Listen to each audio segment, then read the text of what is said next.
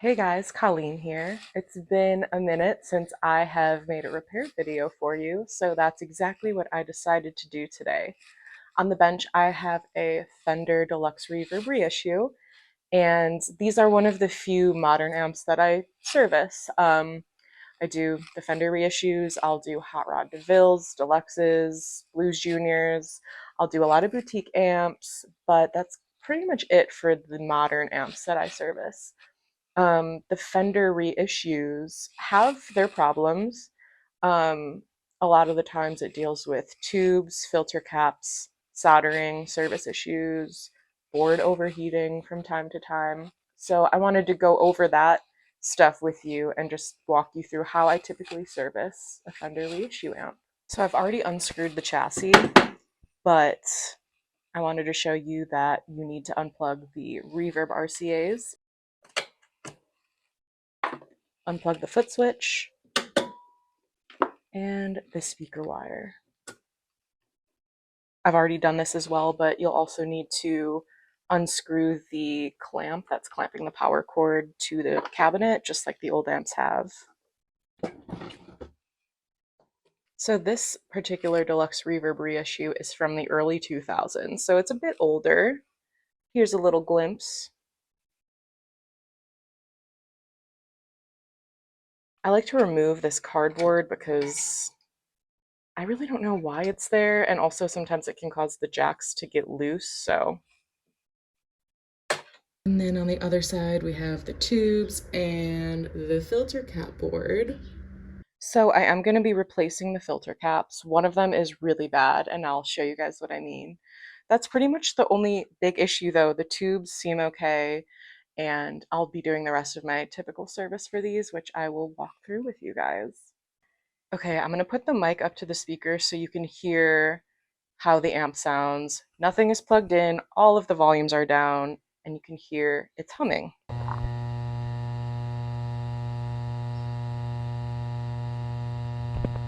And please, please, please, please, do not do this unless you are comfortable with amp safety, comfortable working on amps with high voltages that are very dangerous. Do not do this. But if you parallel the caps and the buzzing stops, that kind of tells you that the cap is bad, or it helps you decipher which cap is bad. So I already know it's this 47 microfarad one.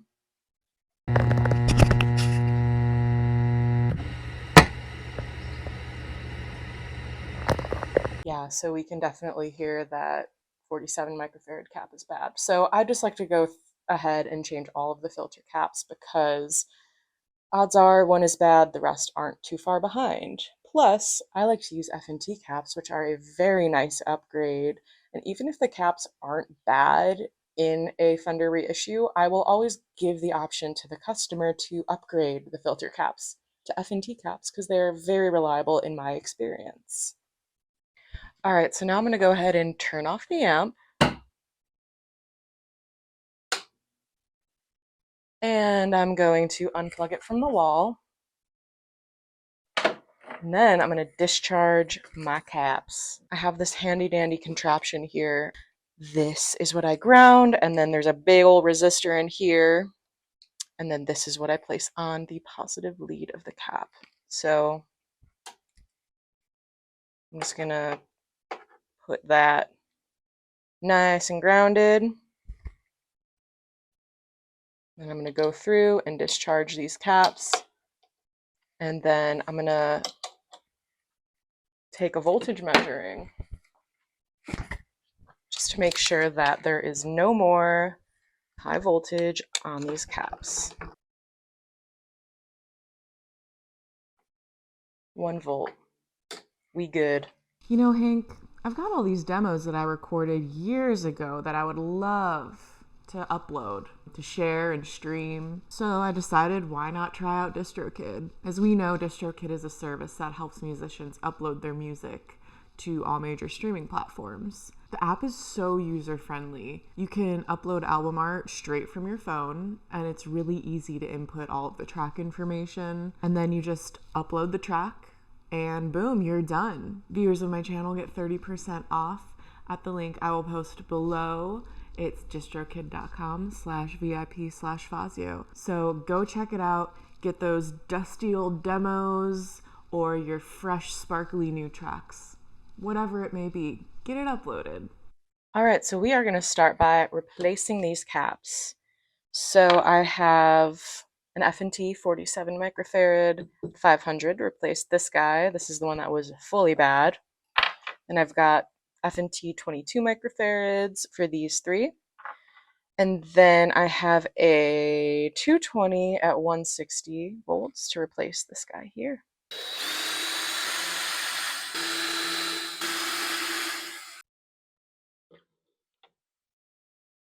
And then I just kind of like to clip these out. It's easier to remove the lead from the solder pad, which I'll show you in a moment.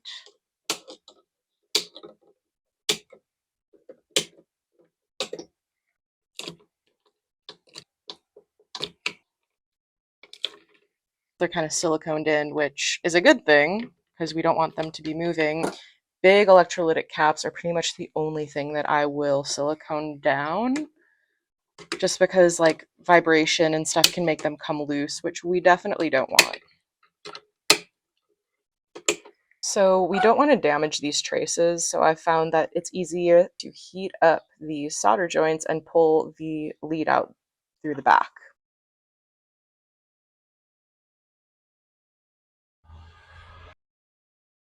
And then I'll go through and clear all the solder out of these eyelets.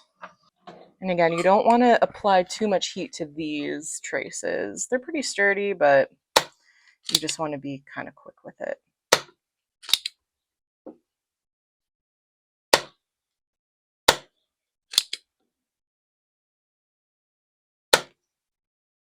So I have this clear RTV silicone that is old. I found it in an old toolbox, so I've been using it. It's totally fine for this application, so that's what we're going to use.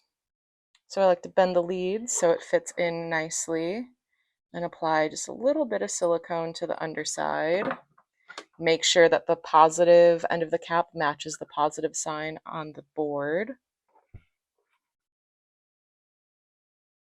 I'm also using this old spool of solder. It's Kester solder, the same type that I use now, just in an old spool.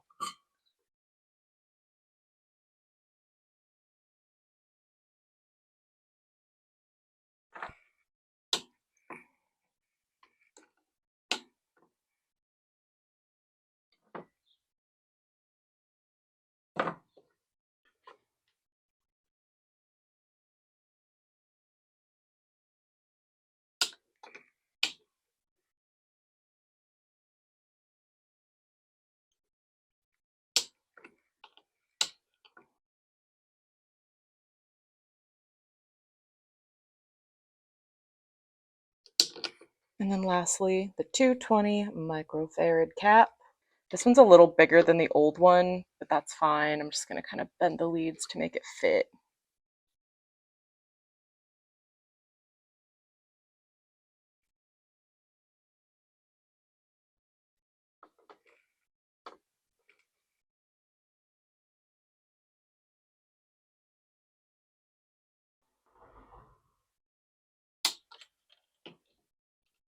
And once that is done, we screw it back in. And while I'm on this side of the chassis, I'm going to go ahead and clean all the preamp tube sockets, and I also tighten the sockets, tighten the output tube sockets and the rectifier. I'm not going to show that just because you guys have seen me do that a million times. So I'm going to do that, and then we'll get into the inside of the chassis. Okay, so there are a few things that I like to do in order to maintain and service these amps. In order to clean the pots, you do have to remove this board. It's not so bad. I'll show you how to do it. And then while it's out, I like to resolder the whole control board.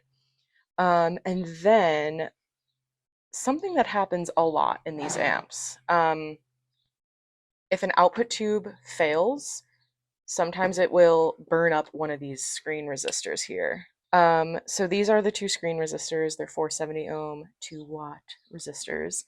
And typically in the vintage amps, you see them wired directly to the output tube sockets. So if they burn, which again is common if a tube fails, you can just easily replace it right there. But a lot of the times, if one of these burns, it'll also burn the board. So what I like to do is just automatically move these resistors to the tube sockets. That way you won't burn the board if one of these resistors does happen to fail at some point. And if it does burn the resistor, it'll be easier to just replace them from the tube sockets. Okay, so I like to prop the amp up like this, and then I grab my little flathead screwdriver, and then I'm just going to go ahead and remove all of these knobs. So we just loosen the set screw.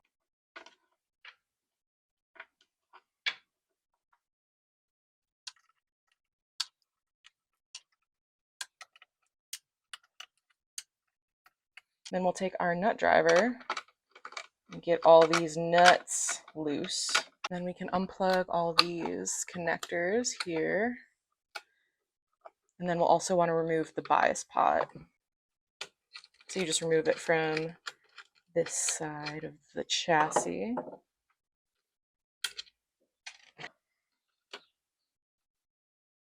Okay, and then lastly, the jacks.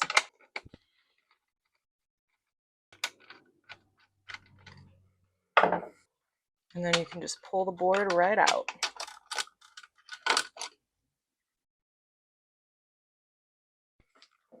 Again, y'all have seen me do this so many times, so I'm not really going to show it on camera, but I basically go spray all these pots and then really work them.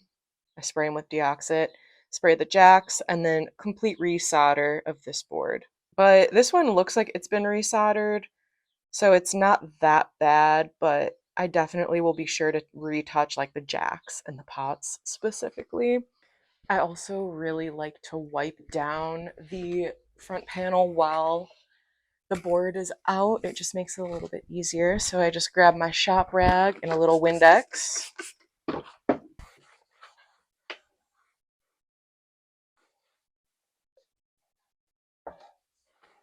All right, so now I'm gonna go ahead and remove this board.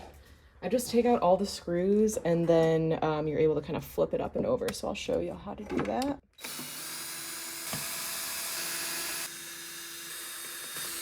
And then sometimes like I'll cut some of these zip ties off just so there's a little bit more room to work.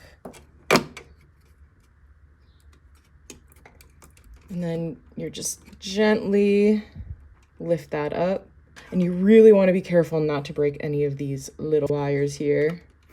First thing I'm going to do is move these 470 ohm resistors to the tube sockets. I'm just going to cut these out and install new resistors. They're 470 ohm, 2 watt resistors. So let's just start by cutting them out. This is where the screen resistors are. So one side of the resistors, they do connect together and they connect to the high voltage. So the resistors are going to need to see a high voltage supply. Typically, the resistors go into pins 4 and 6 on the output tubes. 6 is unused by the output tube, so that's the lug that we typically connect the B plus to.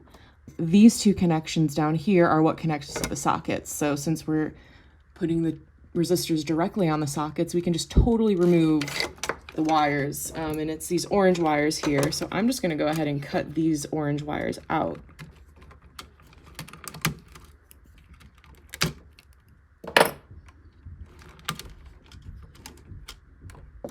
Okay, so I've removed the leads from the resistors that we cut out. And basically, I'm just going to grab a wire and connect it from here to pin 6 of each socket. I have a little bit more yellow wire left on this spool, so I'm just going to use this. Feed it through.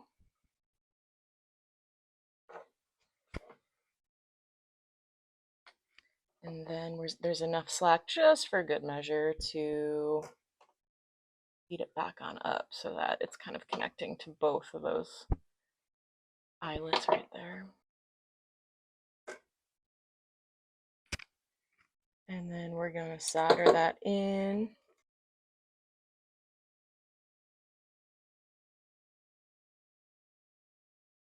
And then this is going to connect to pin 6 of this socket, and then we're just going to run another wire from pin 6 here to pin 6 there.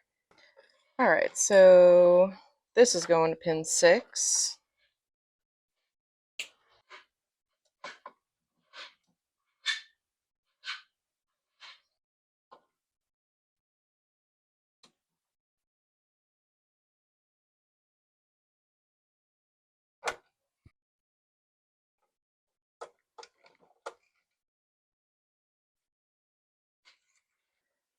All right, so we got that kind of tacked in there, and then let me grab my resistors. So these are 470 ohm 2-watt metal film resistors. And then we're just going from pins 6 to 4.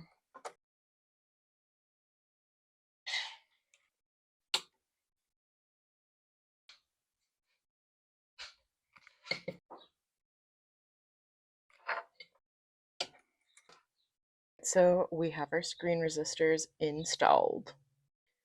So I do want to point out that sometimes, especially in the twin reverb reissues, there's problems with the filament circuit overheating and burning up the board. I've never experienced that with the lower wattage reissues like the Deluxes and stuff, so I don't always do this work unless it's like totally necessary and there's already an issue with it.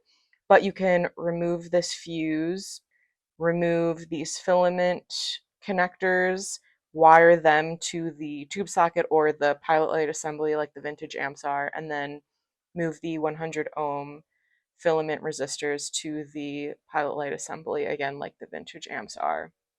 I'm not doing it today just because, like I said, I don't see that happening with the Deluxes a lot. All right, so I have the amp on. It is dead quiet. There's no hum whatsoever, so we know the filter cap's fixed that issue. And we do have signal passing.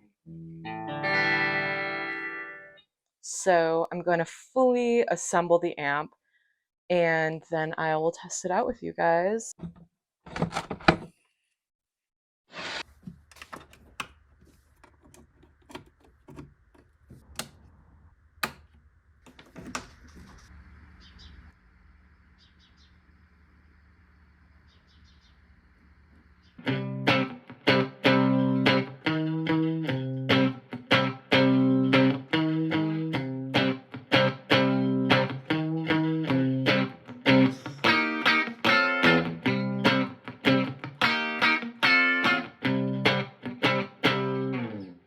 All right, guys, thanks for tuning in. I hope you enjoyed this video.